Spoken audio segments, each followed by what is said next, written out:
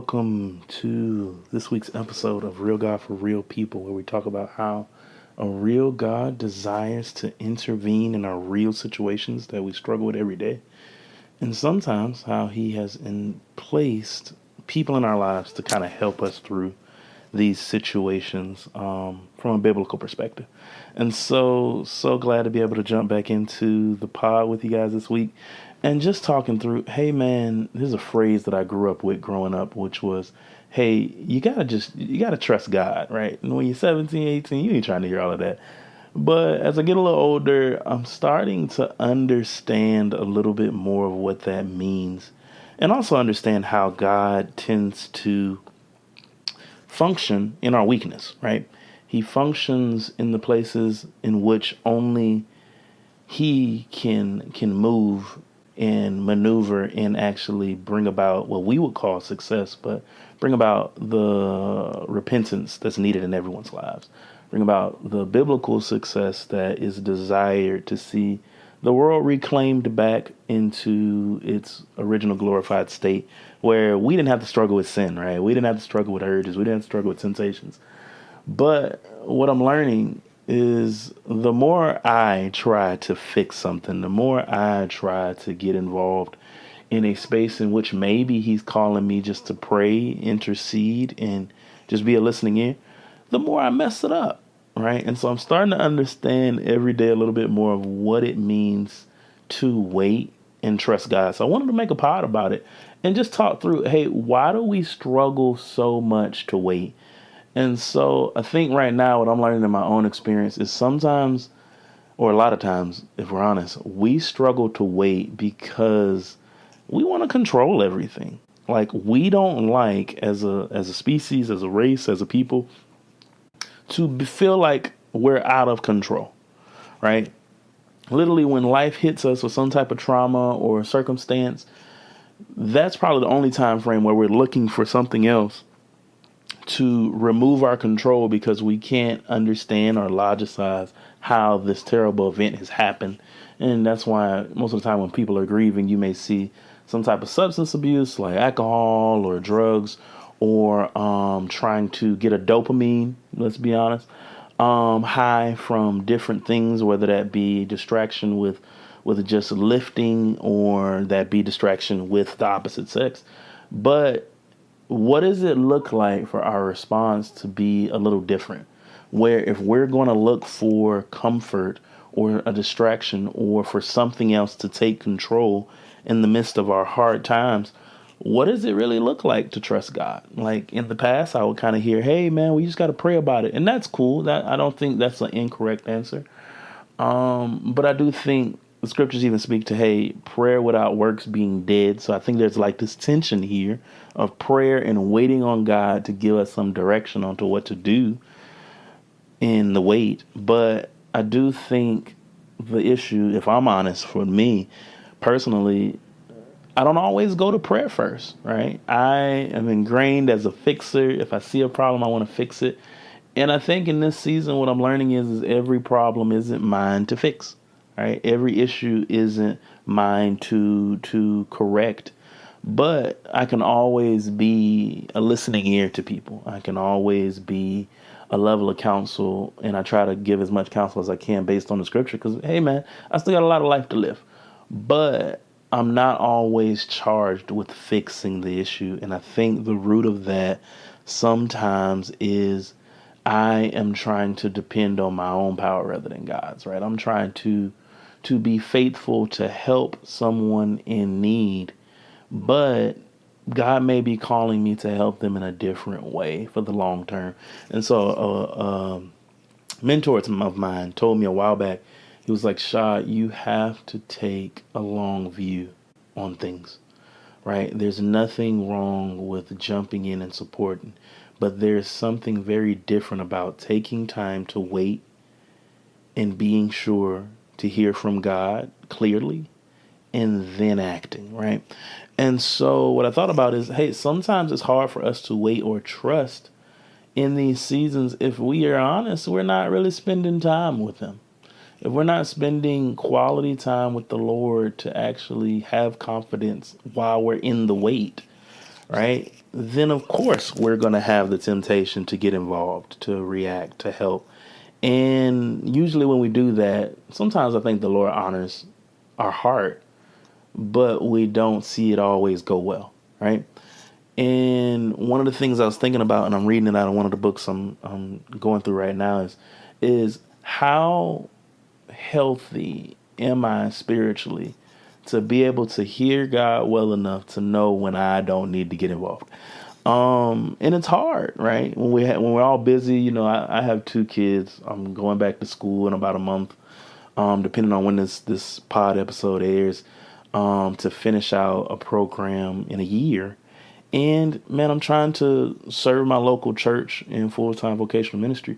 But what I'm learning is as my kids get older, I don't have as much time. And I did a pod episode a little while back, just understanding the cost of my yes. But if I'm honest, every yes is a no to something.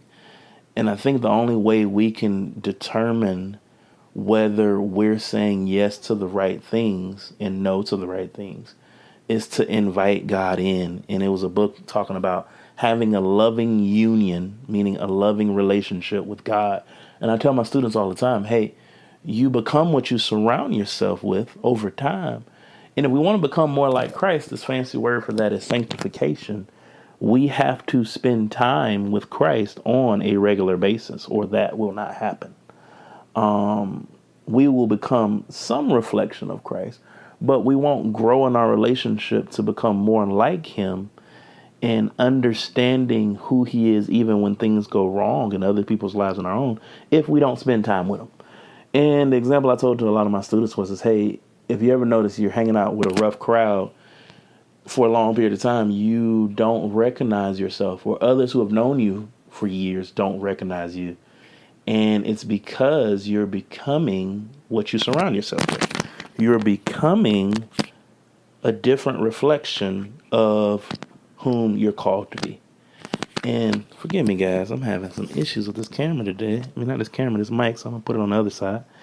But there we go. When we become more like Christ over time and we spend time with him in a loving union, it's easier for us to rest in the waiting of life, especially when we feel like we should be further than where we're supposed to be.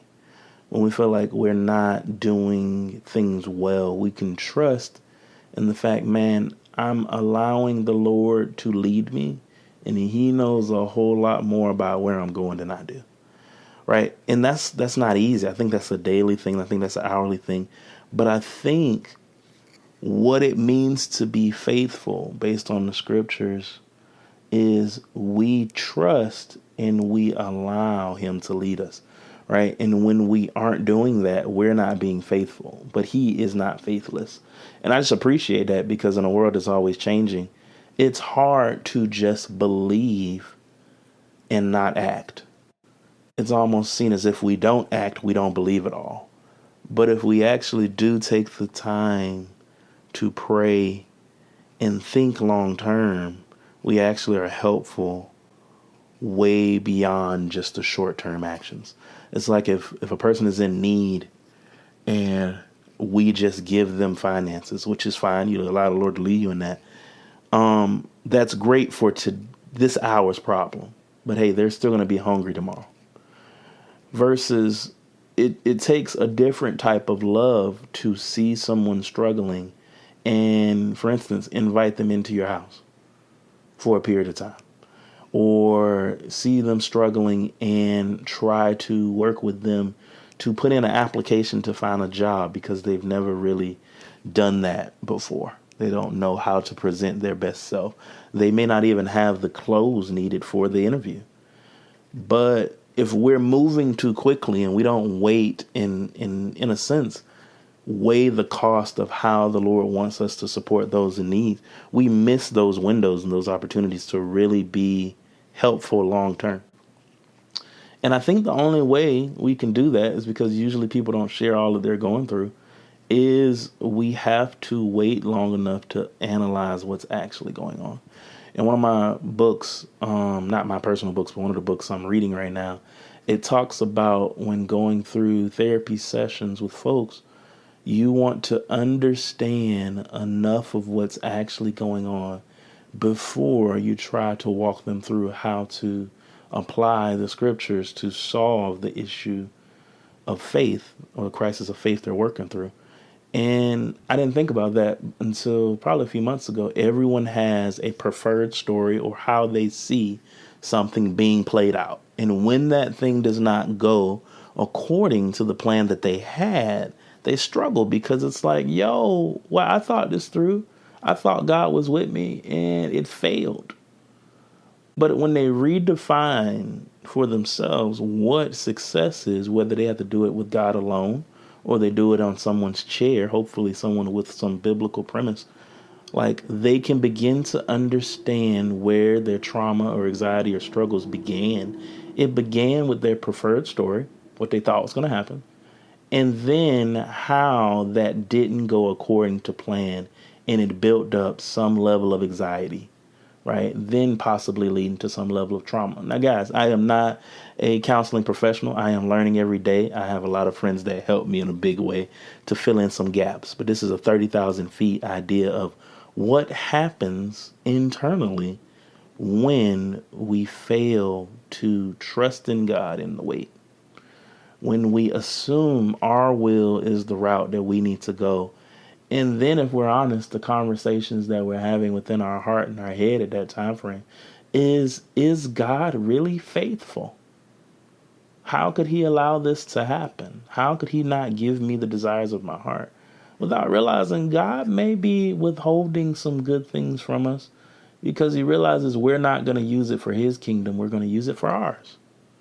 And when we do that, when we use it for our own self-interest, even if the things we're purchasing or the things we're acquiring are not evil inherently, the desire is, right? Because it becomes this whole pothole of what can I do to get ahead. It isn't even what can I do to get ahead to support my family long term in some generational wealth standpoint. It is simply what can I do to get ahead, because we're building our identity and how we can control our environment to get what we want. And we, if we're honest, what's going on in our heart is we think we don't need God. And God allows us to sit in that pocket because we were unwilling to wait.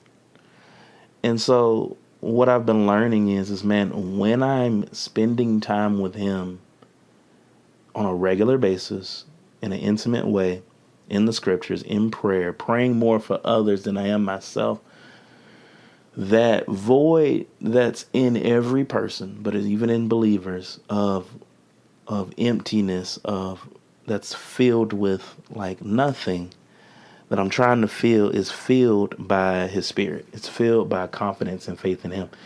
And the wait is easier. It's just not that hard. It becomes, man, I know it. I know he knows what he's doing. I'm gonna let him keep driving. Like there were time frames when I was younger, and this is a quick funny story, where so for you guys that know me personally, you know that I've struggled with narcolepsy probably since I was 7th grade. And so when I was younger, I started realizing a little bit of where the origin of that might have come, because my dad, and y'all that know my dad personally get it, we would drive on this paper route that he had. And it'd be late at night, 3, 4 o'clock in the morning, and he would be drinking Red Bulls like Kool-Aid, and I'd be like trying to go to sleep because I got to be to school the next morning. But you know, that's how I made a little extra cash. And knowing this guy is swerving on the road, is so I hear to do, and I'm like, oh shoot, let me wake up. Hey, Bob, you good? You good? You good? You good? Like, yeah, I'm up. And I'm like, yeah, nah, you not. You want me to drive? Because by then I think I was about maybe 15. I might have had a permit. I probably shouldn't have drove, but it's still safer than what he was doing. And so, like, there was one night where we were at a stop sign. No, we were at a stoplight. And this guy has gone straight into REM sleep. He is knocked out, snoring, drooling, all that. And the light changed and said, Pop, you good? And he's like, yeah, I'm good. And I'm like, hey, Pop, you sure you don't want me to drive? He's like, no, I got this. I've been driving for 20 years. And I'm not going to tell you guys that we ran into a tree or any of that kind of stuff. We did make it home. But what I realized is that in that moment, I had a choice. I could have really made my dad feel bad, really had it turn into an argument, really had it turn into something it didn't need to be.